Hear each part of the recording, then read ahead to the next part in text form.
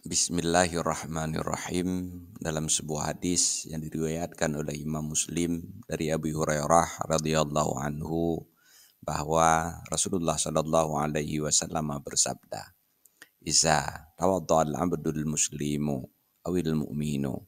Bila seorang hamba yang muslim atau yang mukmin berwudu, faghasala wajhahu, ketika ia membasuh mukanya, kharaja min wajhihi kullu khati'atin nazara ilaiha bi'ainihi ma'al ma', maka seluruh dosanya yang pernah ia kerjakan dengan dua matanya keluar bersama air, au ma'a akhiri qatril ma', atau bersama akhir tetesan air.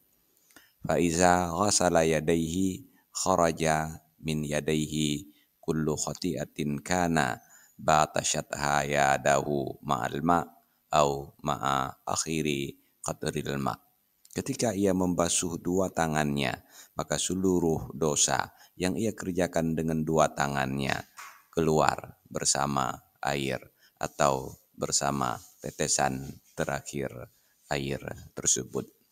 Faiza ghasala rijalaihi kharajat kullu khati'atin ma syataha rijalahu ma'al ma' au ma'a akhiri qatril ma'.